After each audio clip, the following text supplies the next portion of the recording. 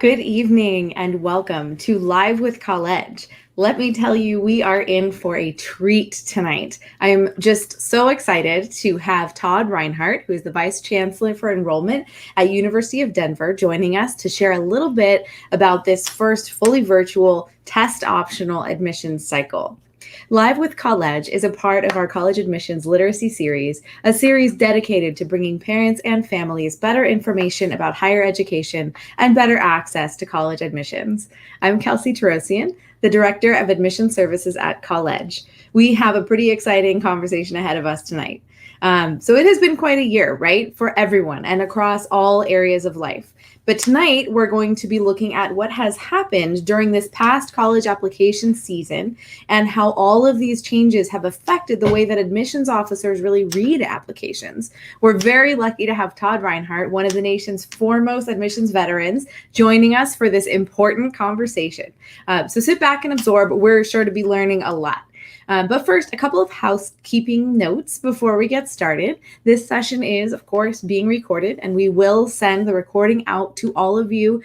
So we encourage you to just be present and really absorb. And if you're happening across our live stream on Facebook or YouTube and you'd like the recording sent to you, but you haven't yet signed up for tickets, I'm going to put the link to sign up for a ticket into the comments box right now. And that's the best way for you to get that recording sent directly to you. Please hit like if you're finding this useful so we know how we're doing. And I want to encourage you to please feel free to pop any questions that may come up into the comments box as we go. Don't want those questions evaporating, and I will be keeping track of them and facilitating Q&A at the end of tonight's event. But without further ado, I am going to invite our panelists to join the stream. First, I would like to introduce Jenny Umhofer, our owner and founder and host tonight. Hi, Jenny. Hi, Kelsey. Hi. And next, I'm really pleased to invite Todd Reinhardt, who is the Vice Chancellor for Enrollment at University of Denver. Good evening, Todd. Hello, everyone. Hello. So any of you who are not lucky enough to know all about Todd yet, he's actually in his 24th year at Denver. And in that time, he has really helped to elevate the university's undergraduate reputation with unprecedented growth in enrollment, academic quality, and diversity. Previously, he worked at University of Louisiana Lafayette and Bowling Green State University, also his alma mater. Todd currently serves as the president for the National Association for College Admissions Counseling, also known as NACAC, after acting as a chair of NACAC's Steering Committee on Admissions Practices, a committee that actually wrote a new code of ethics for admissions professionals, aligning the emerging practices with the values and principles of the association. So Todd has really established himself as quite the ethical, kind of pillar in the community of college admissions.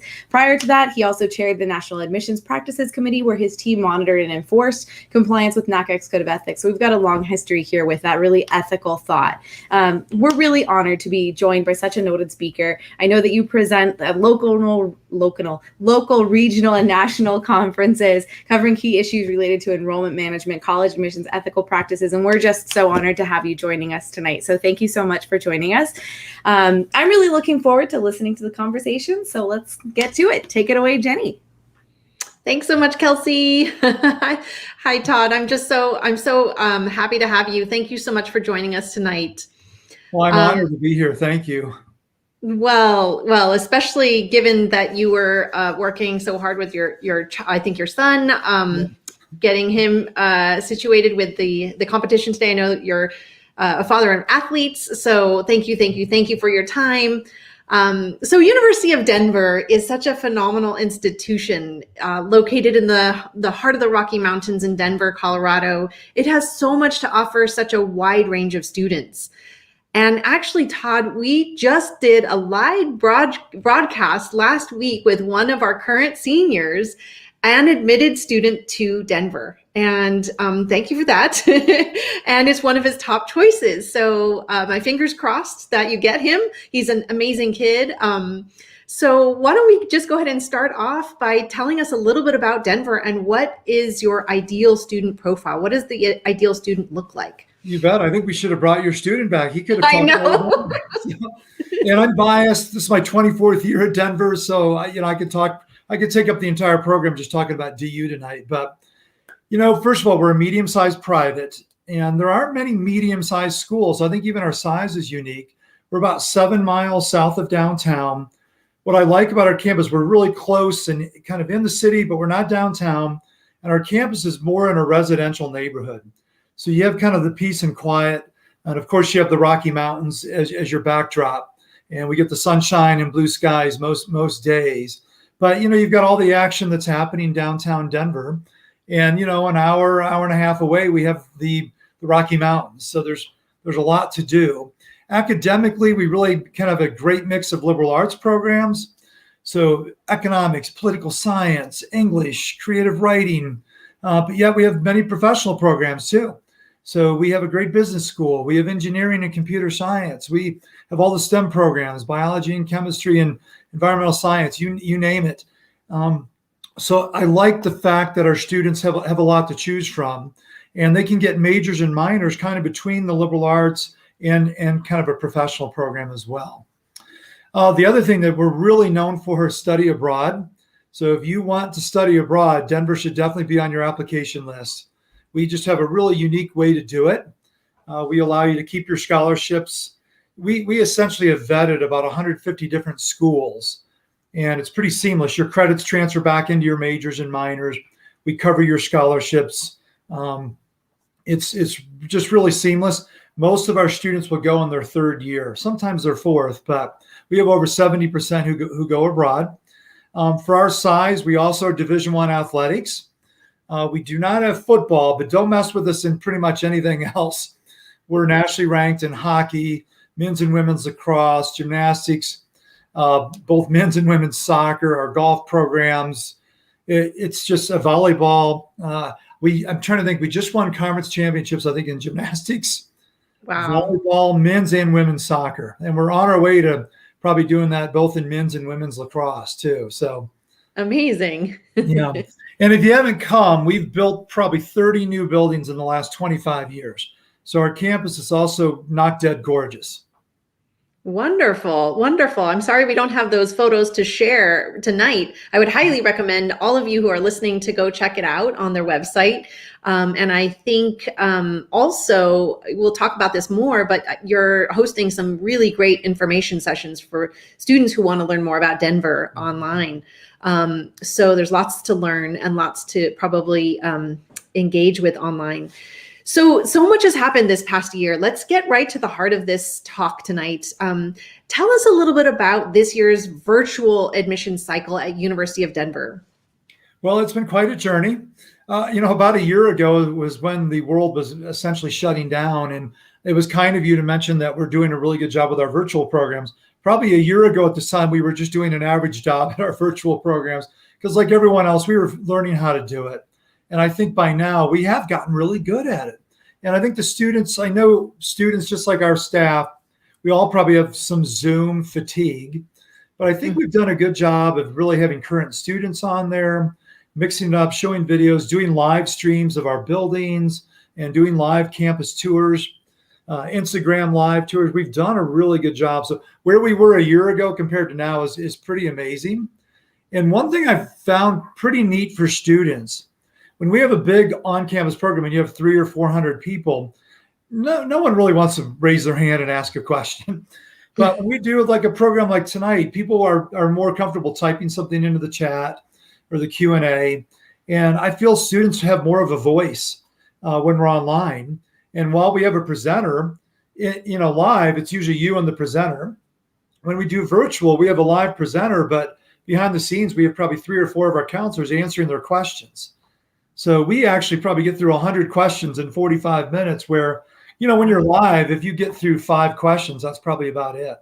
Oh, wow. So you have someone technically sort of in the background who's chatting with the students that are attending. Yeah, wow. Students and parents. Yeah, we try to schedule 2 or 3 students or staff members for every session we do. Great. That's so helpful. That's interesting. I hadn't heard that before. So along the heels or along the same lines, how does this year's read compared to past admission cycles? I know you're such a veteran and you've read probably a million applications, essays, looked at a million transcripts, but tell us about how it compares to just last year and the year before, a couple of years back. You bet. Well, the good news is the actual reading of the applications is the same because we've been reading those electronically, if you will, for years and years. What changed was kind of when they're done reading, when the staff's done reading, we normally have about 18 of us in a committee in person. So we had to do all of that electronically on Zoom. But it was neat because we were able to project, share our screens and show transcripts, show essays, show recommendation letters, all the things we would normally project on a screen when we're in a big conference room together. But the file reading went well. It was pretty seamless, and most people, what went a little better. Usually during file reading season, you're still in the office, and you still have some other duties. We maybe had a little more time to just be at home and dedicate to file reading. Oh, wow. Okay. So that's interesting because everyone was, I guess, shelter in place. Then you were able to read more quickly. That's right. And they needed to because we had over 22,000 applications this year. Wow. And was that an increase from last year? Slightly. We had about the same last year. We were maybe up a percentage point. Okay. Interesting. I know a lot of colleges have seen upticks in their applications. So that's not too surprising, I suppose. But and then were there any sort of slight differences you noticed in the overall quality of the applications you received?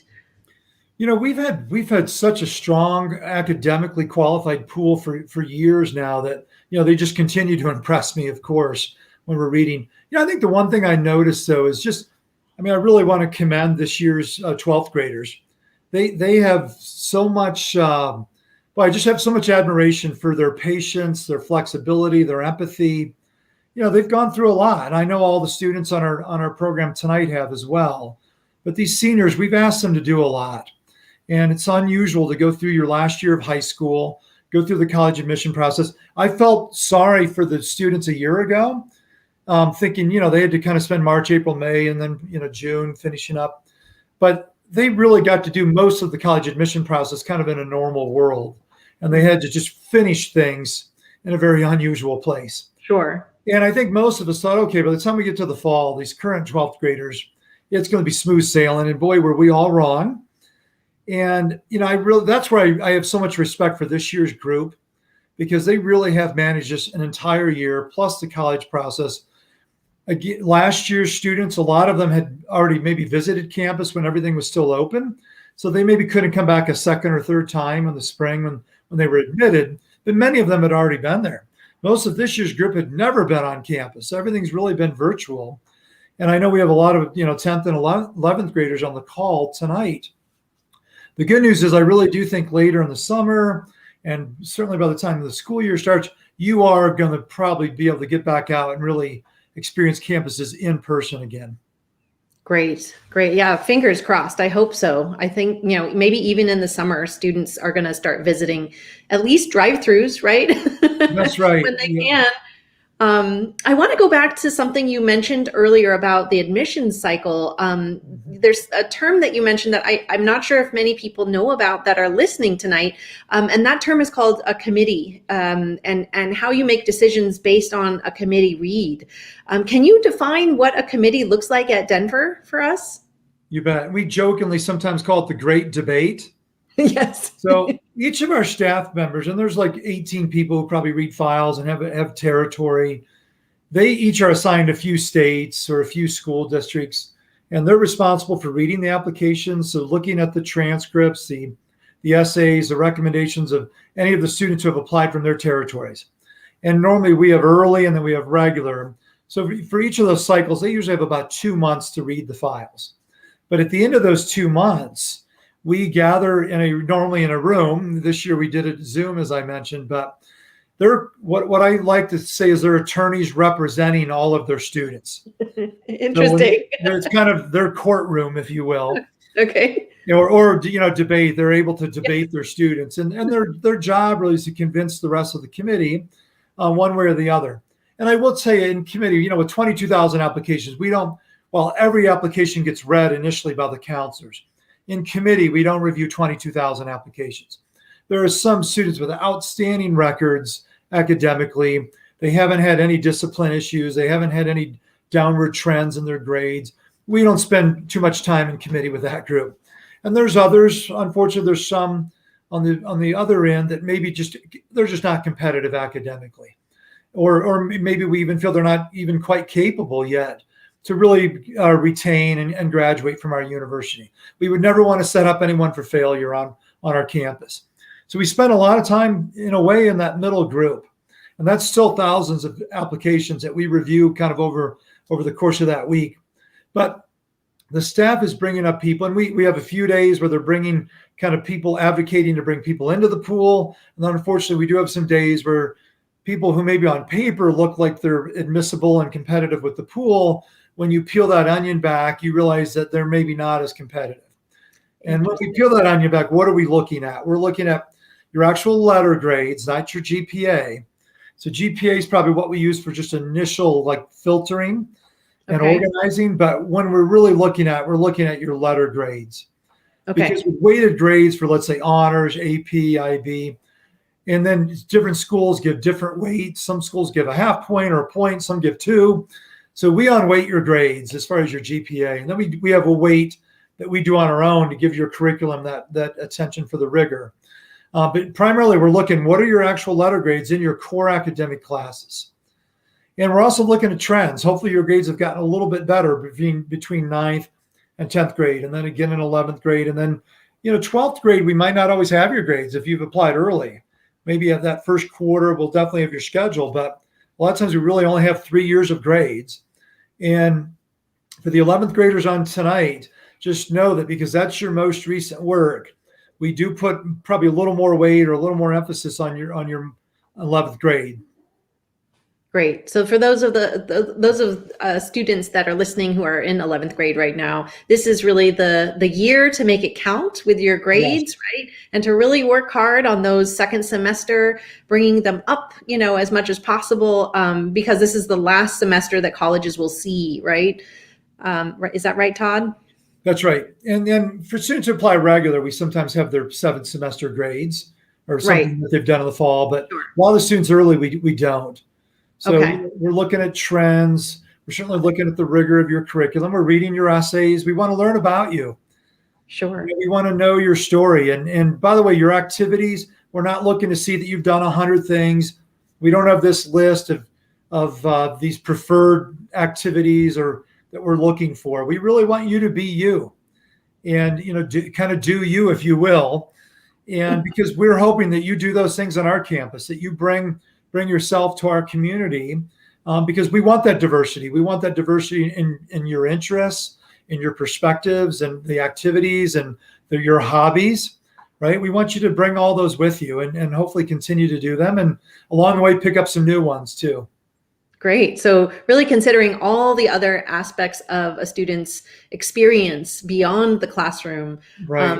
I just want to go back to unpack for those of you who are listening, what you're saying in terms of the committee is that it sounds like, at least from my experience in admissions, if they're a clearly admittable student, that they're not going to be read as closely when they're really high GPA, strong academic record. Right. And then you're probably not going to read the students that are lower GPA or maybe haven't performed as well in the classroom. But you're really going to be reading in the committee. You're going to be reading with those 18 people at Denver, as if you're in lawyers. I love that term. They're advocating for their students, but they're really going to be reading and discussing in a committee-based situation, all of those students in the middle.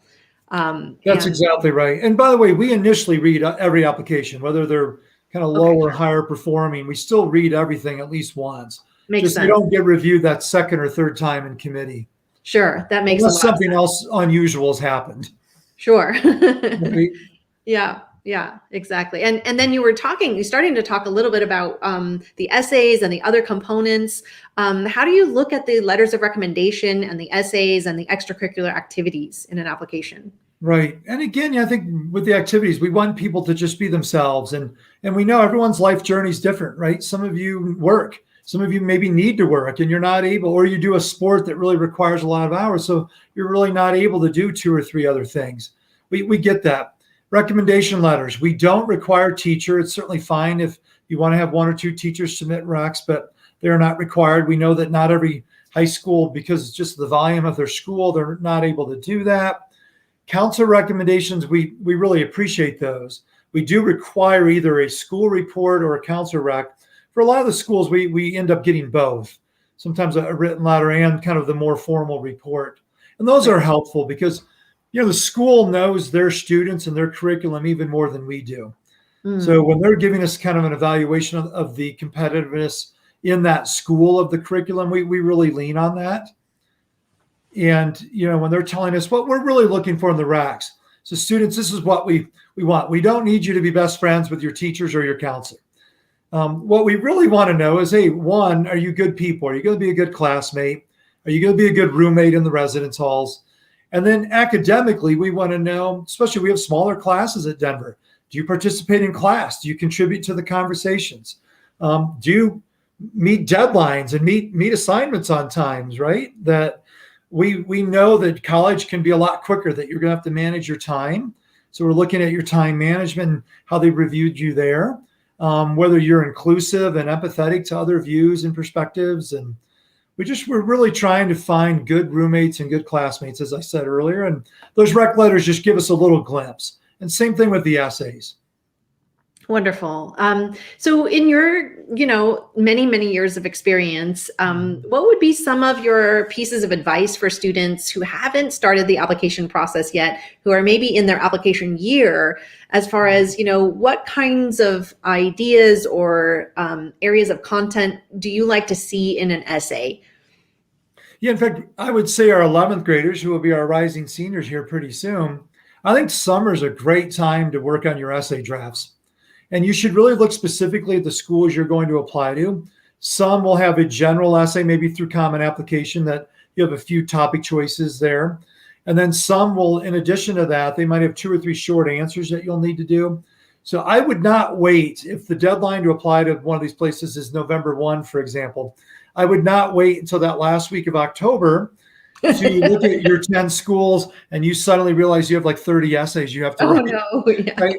Because you have the one that hopefully you can just use for Common App, but a lot of those schools will require you to do a few extra. We don't at Denver. We really just let you choose the one on Common App that you want.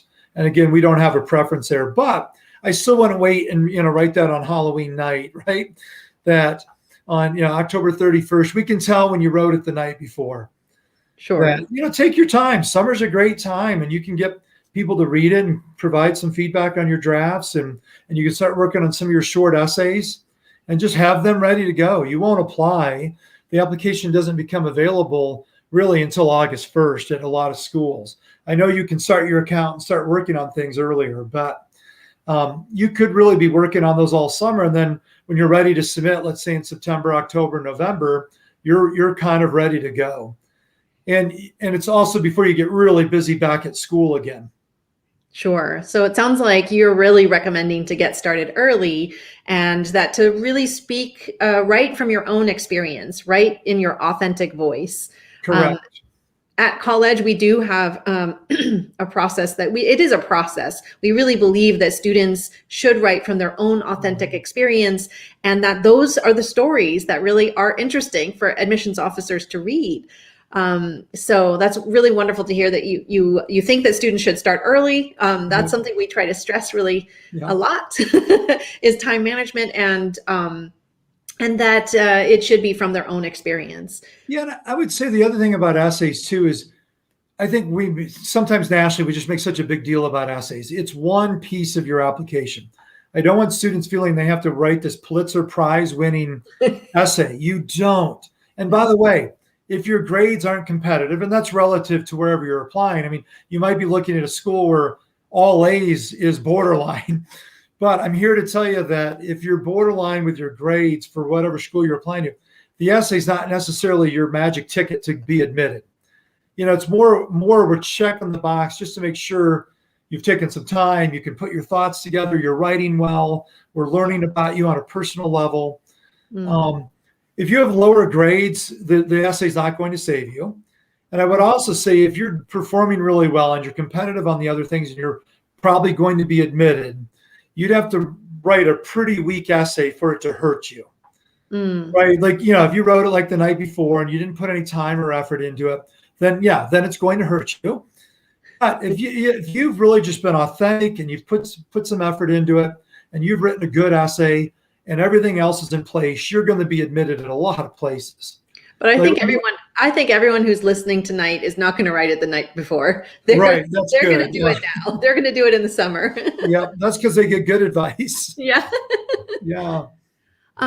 Todd, I'm wondering if you can tell us about your testing policy at DU, and especially because of the pandemic and Right.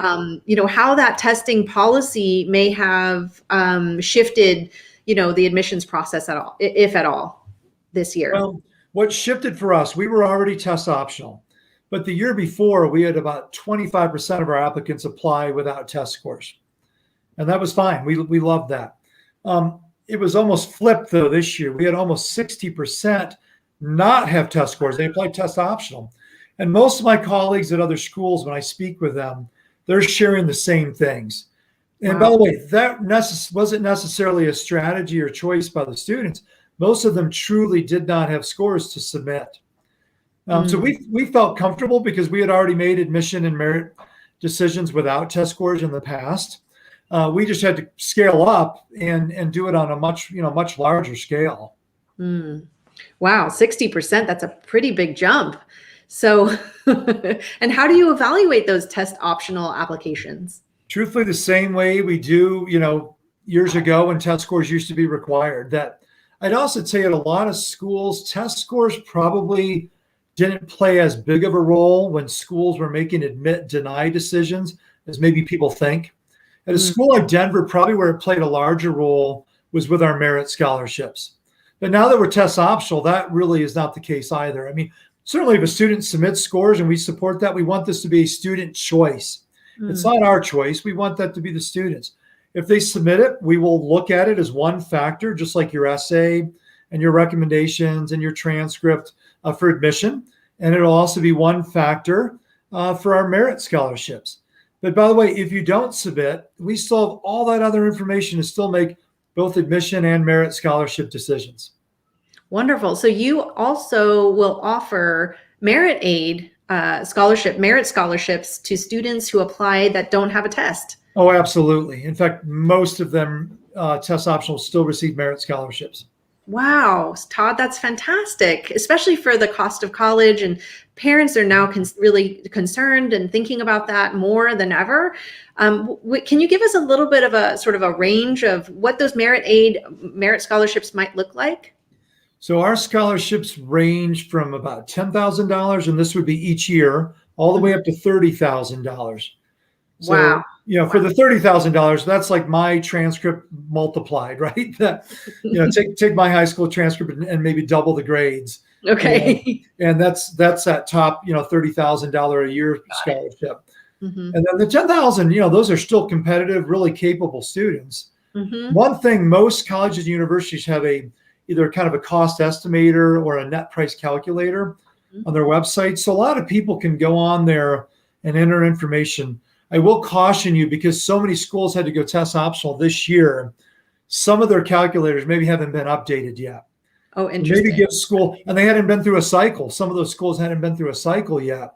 So they didn't even know what to put in their algorithm for those calculators. So I would tell families, maybe wait until later this summer or even early fall.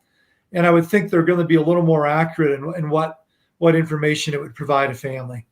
Great. And that net price calculator is something that families can use to determine how much what their expected family contribution is, and how much it might cost to attend that type of college. Yeah, I think it's a really strong guesstimate.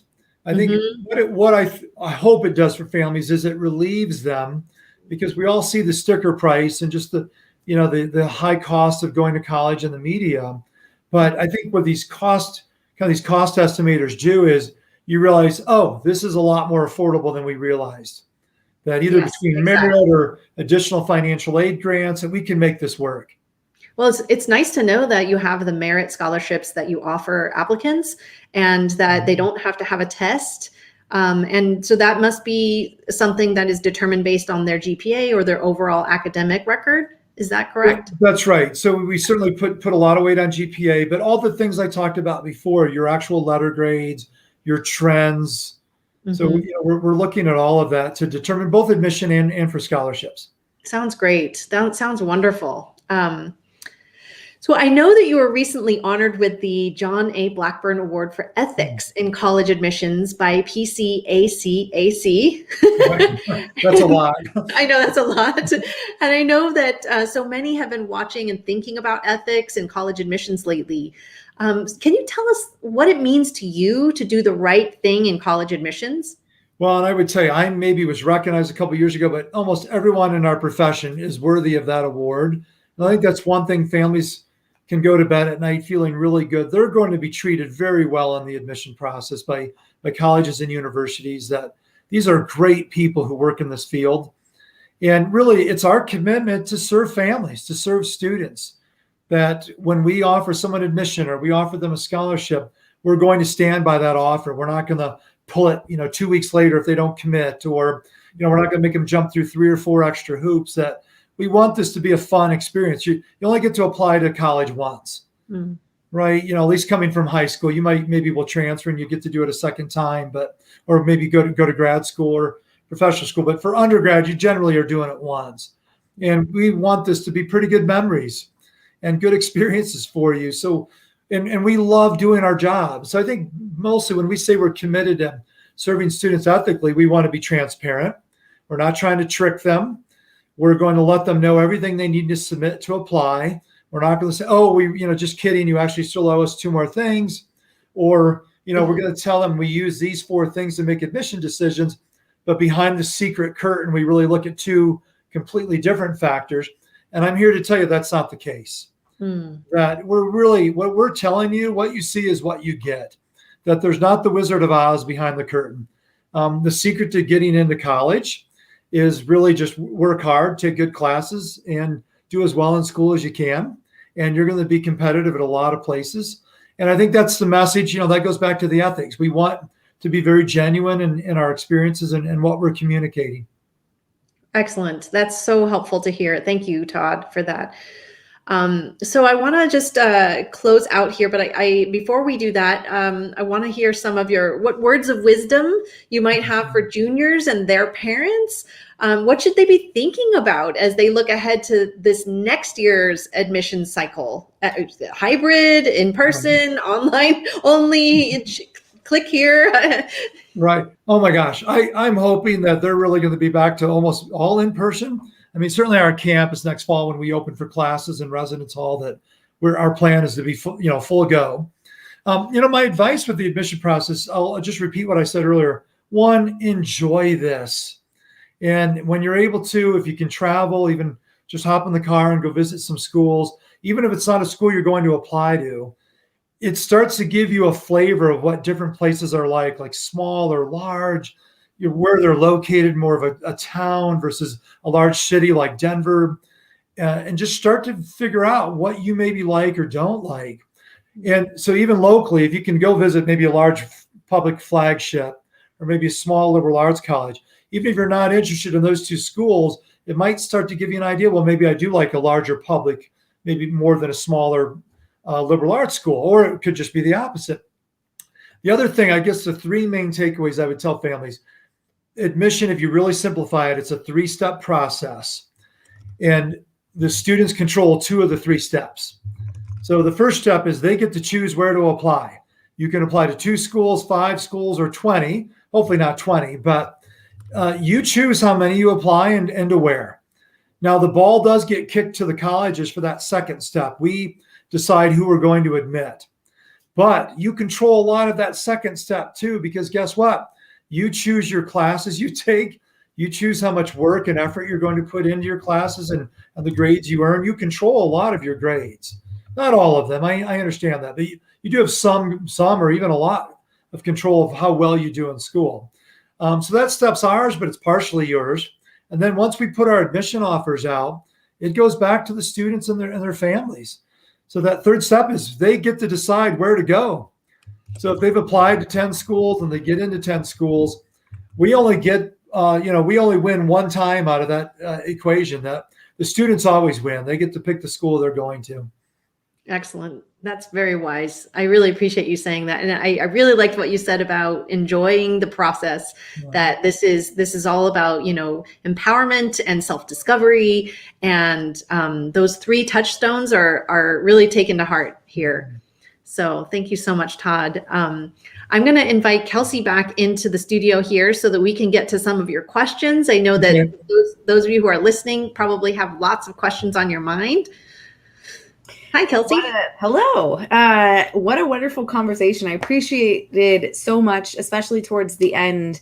So much of it was all about your transparency, Todd. And I know working with so many students, it can feel like this big, mysterious, blob that's coming at them that they have no control over, and that it's just shrouded in mystery, and they don't know about so many colleges out there. And hearing, all of these completely doable things that they can achieve, that what you're looking for, and hearing, I loved your kind of condensed version of the 3 steps, and seeing actually kids, students, you have so much control. And so I think that is just invaluable to everybody listening. And I really hope that every single one of my students watches this particular talk. So I'm going to be emailing them the recording obsessively and being like, watch this.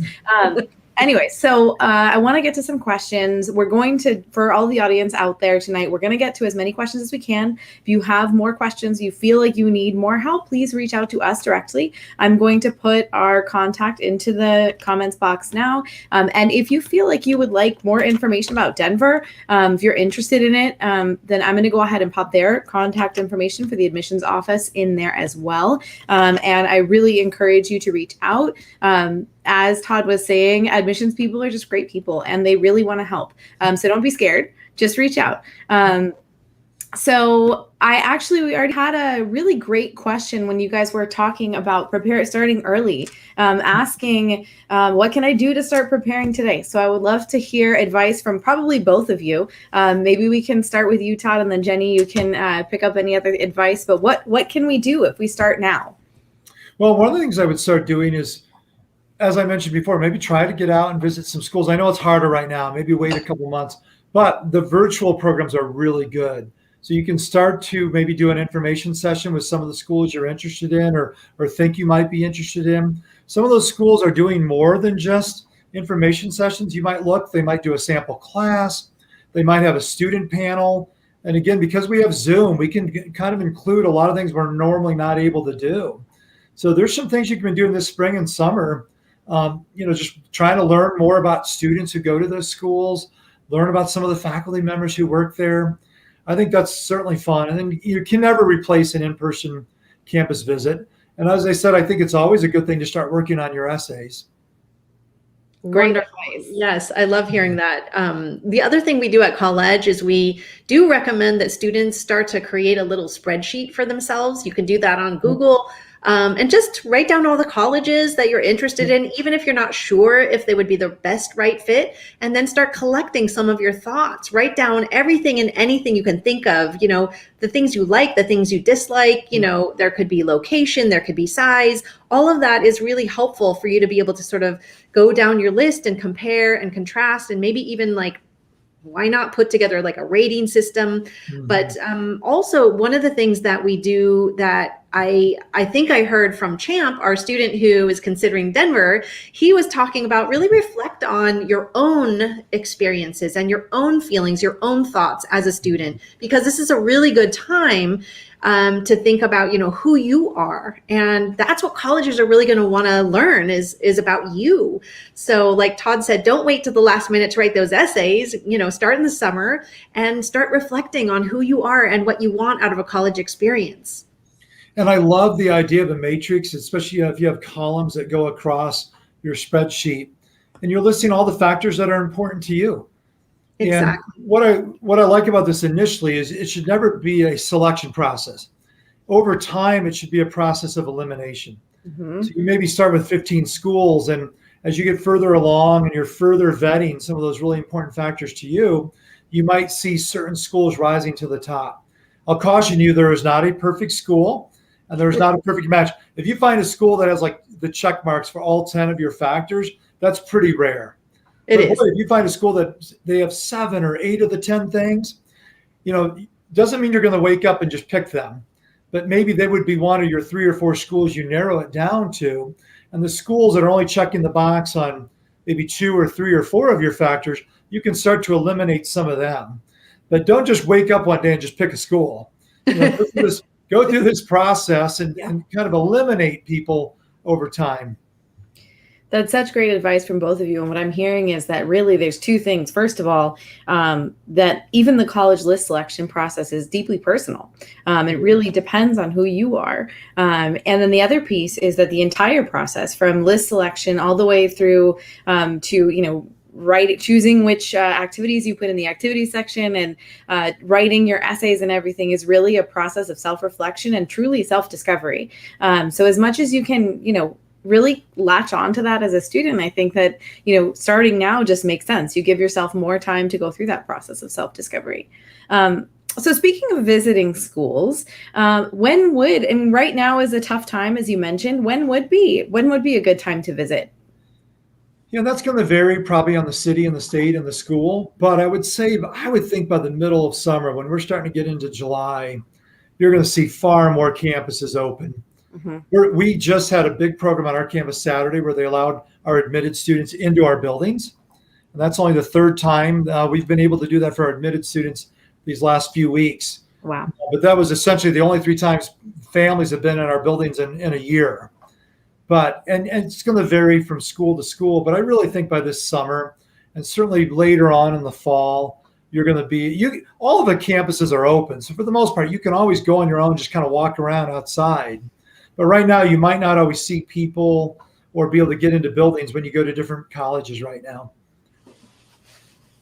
And then in terms of a follow-up question to that, Todd, when, in terms of in high school, should a student who's in 8th and 9th grade be visiting colleges or be thinking about college, or do you advise them to wait?